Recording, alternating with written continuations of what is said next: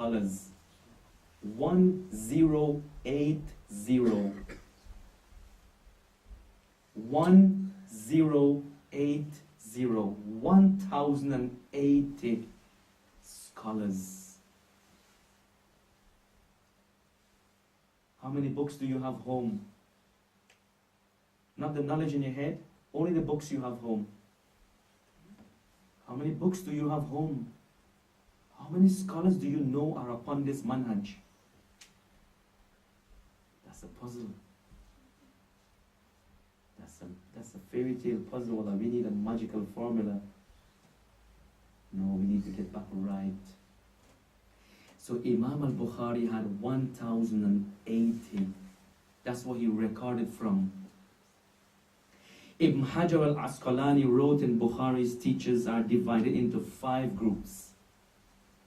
There are 5 groups. His teachers can be divided into 5 groups. The people he took knowledge from. So he says the first category, Fath al-Bari, by the way, is Imam al-Bukhari, his book is like maybe something like this. But then Fath al-Bari is an explanation of this book. So it goes like this. In other words then, Imam Hajar al-Asqalani, for every hadith he made some commentaries like notes for the people to benefit. So the book became a bit bigger. Yes? In fact, there's 80 something books. Before we don't get time, wallahi, there's so much things to speak about Imam al-Bukhari's life. In fact, there's 82 books that was written on Imam al-Bukhari book. 82 books only explaining the different aspect of this book. How many of us has Imam al-Bukhari's book in our homes? When you speak of the books of Imam al-Bukhari, is something strange for many people. So the first group, let's go back to his teachers. His teachers, we said, can be divided into 5 groups. And this kalam is mentioned by Ibn Hajar. So he says the first category are those scholars who narrated from the tabi'een. Wow! Can you imagine who are the tabi'un? Those generation that saw the companions of Rasulullah sallallahu alaihi wasallam. That generation that saw the companions of Rasulullah. This generation that lived with Rasulullah. These companions of Rasulullah, the second generation, are known as the tabi'un. Those who narrated the message directly from these companions. His teachers from those group, from the tabi'un. And then the second group are the scholars of those of the same generation as the first category, but do not have the fortune of receiving hadith from trustworthy people. So even though there were people that they took the knowledge from the tabi'un, but some of them was a bit, it's not right. And the third category was the third group was the intermediate.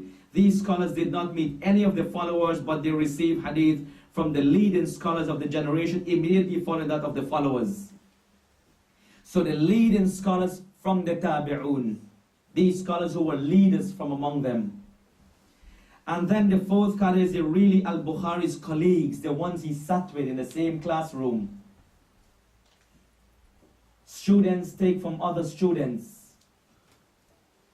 In England here, they wanted to reduce the 4 and 5 year programs to 2 years.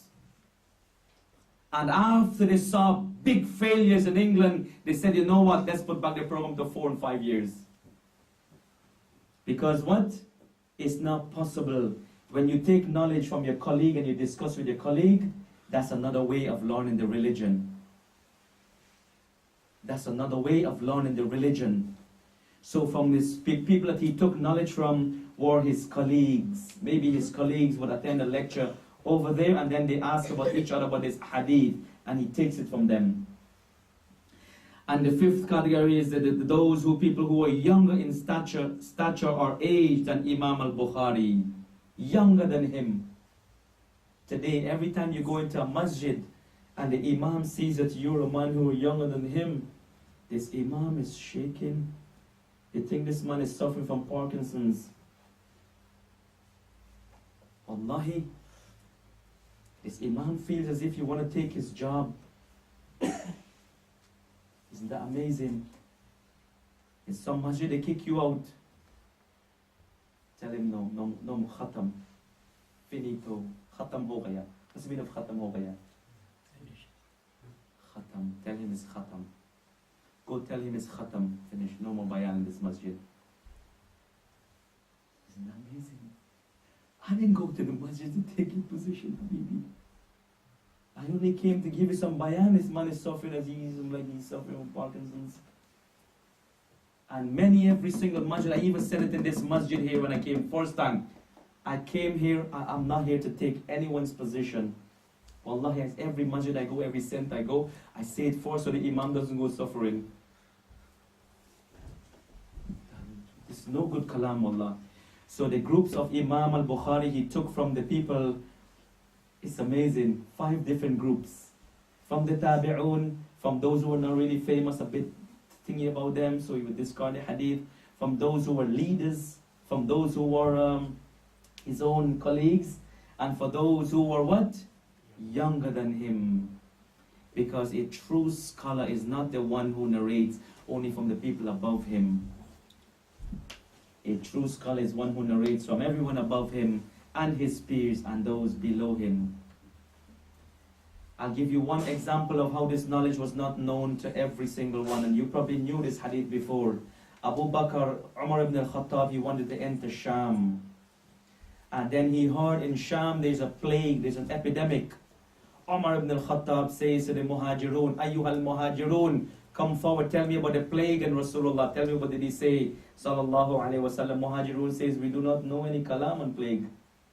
He says to the Ansar, Ayyuhal Ansar, come forward, tell me about the affairs of plague. The Ansar says, of course we know nothing of the kalam of plague. He says, those who are not from the Muhajirun, the Ansar, come forward here, tell me what's the kalam of Rasulullah sallallahu alayhi wa sallam. They said, we know no kalam.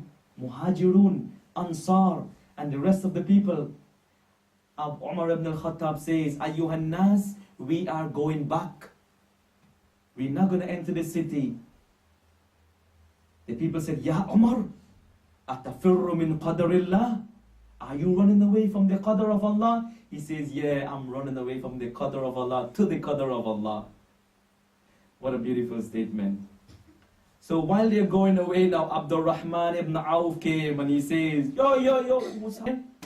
Where you guys going? So they informed him what took place.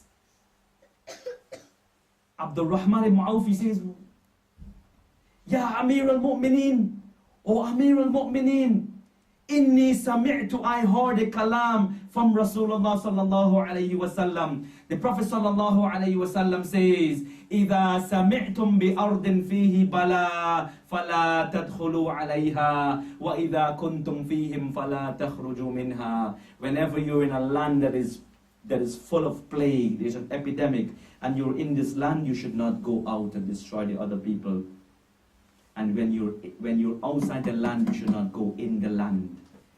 Abdul Rahman ibn Auf knew this kalam. Wallahi, I could give you maybe 40 examples like this. But then you say, oh Imam, please get back to Imam al-Bukhari. So let's go back before you tell me. So the knowledge, wallahi, the knowledge is not upon one people.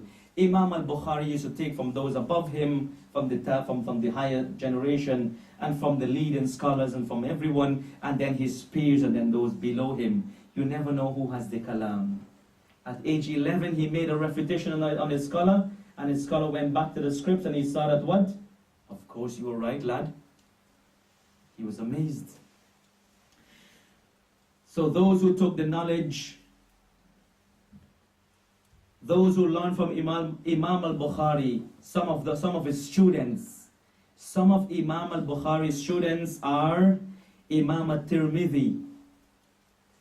Imam al-Tirmidhi, who wrote the famous book Sunan al-Tirmidhi.